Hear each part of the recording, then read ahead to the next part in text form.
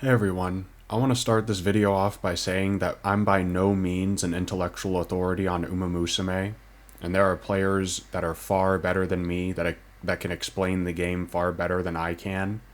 But I still wanted to just try and throw my hat into the ring regarding this particular concept, and that's turn and energy conservation. It's a concept that I've seen many people, I guess, make mistakes on. And I don't mean to say that as though I make the best decision every single turn myself. I don't. I still have a lot of room for improvement. But I suspect that there's a fair number of people that don't even necessarily realize. For example, it's sort of become a meme at this point, but Umamusume is a wit game. It actually is a wit game, and I guess its meme status has probably somewhat contributed to the fact that people don't value wit training as much as they should. But anyway, this is just a paint document that I made in about 5 minutes. It's just as an illustration to show some concepts I think that are really important and just some basic ideas that are easy to overlook. And I guess the first thing that I want to talk about is the fact that I'm not sure if this is the exact number. It's somewhere around here.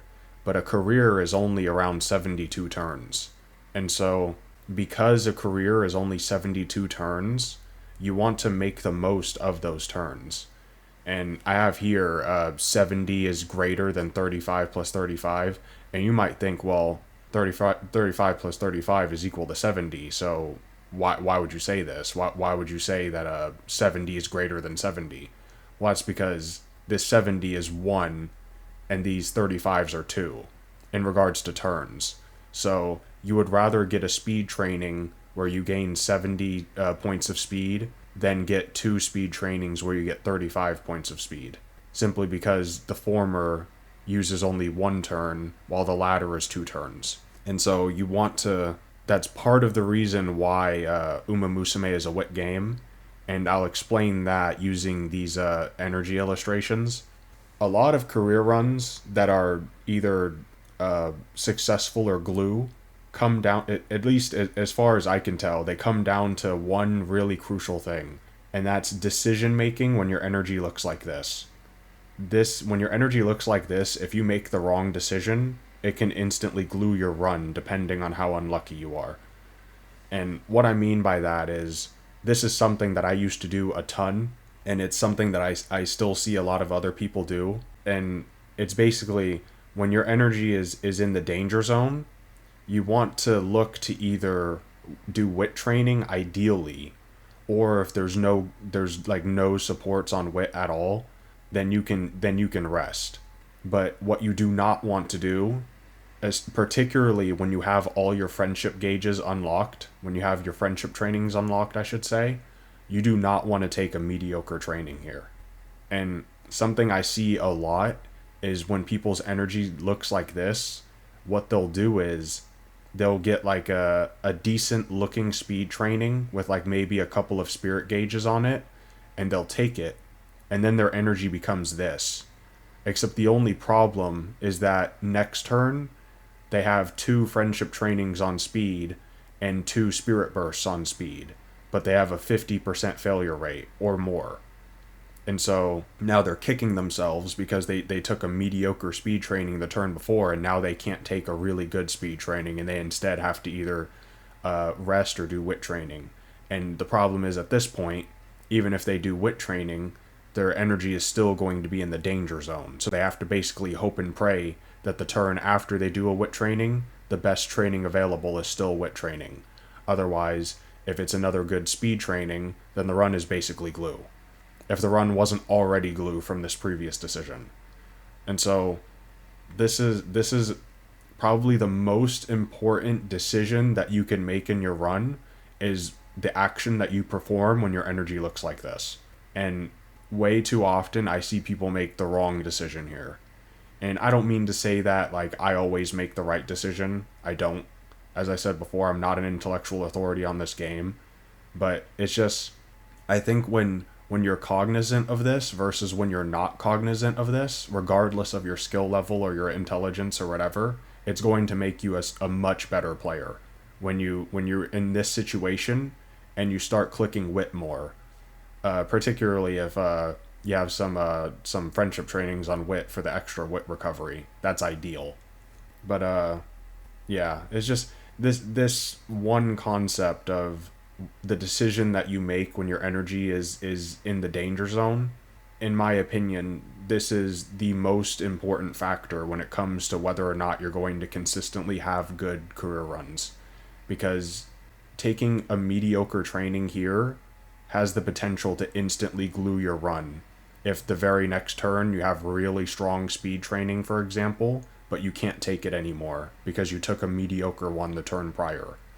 And so, and also now you're in a situation where it's, especially if you have energy this low and you don't have a wit training available, like you don't have any wit friendship recovery, so it'd be like a plus 12 and you'd only get like a little tiny bit of energy back, and so you have to rest. But the problem with resting is that if you rest, you can get sleep deprived and night owl. And so you want to leverage wit friendship recovery as much as you can throughout a run in order to limit the number of times that you rest, because not only is resting really risky, but it's also a turn that you're not training, and you only have I guess around 72 turns in a run. I'm not sure if this number is accurate, but the point is that you have a finite number of turns in a run to train, and you want to spend as few of those possible resting, because resting doesn't increase your skill points, it doesn't increase your stats. Whereas wit training, it gives you some skill points, it gives you some wit, and it gives you some speed, and it gives you some energy, and you don't have the chance of getting night owl, which I stole that directly from Seru, but it's true regardless of who says it. So I guess I'm just parroting them, but the point is that it's true, and so I'm not trying to pretend like I'm the one who came up with that idea. I clearly took that from Seru, and so once you realize your decision making in this situation, how important it is, you'll start making the right decision more often, which is usually wit training, which plays into why exactly Umamusume is considered a wit game. It's not just because wit is a strong stat, it's that wit training, even if the wit stat wasn't good, wit training would still have the benefits of giving you energy while not having the risk of getting night owl. And it allows you to still train while getting a little bit of energy back. Wit cards, like SSR wit cards in particular, because they have 5 wit friendship recovery, their wit friendship recovery is a really underrated aspect of the card, where it's not just, oh, they're strong because they give you a lot of wit.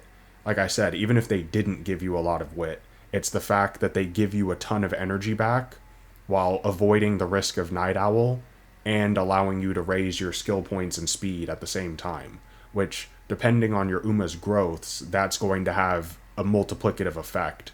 If you have, let's say, an Uma like Taiki Shuttle, who I believe has a 20% speed growth and a 10% wit growth, I might be wrong about that, but basically, Umas that have speed and wit growths can leverage this even harder, because their wit trainings are going to be even more efficient as far as raising their stats, in addition to allowing them to conserve their energy.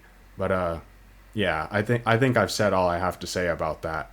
Hopefully these concepts help you a little bit, and hopefully I also don't come off as too pretentious in this video, because I myself am not a very good player by any means, but I just wanted to sort of try my best to explain a somewhat not so obvious concept, so that maybe it might help a few of my viewers out if people happen to watch me and not some other UmaTuber.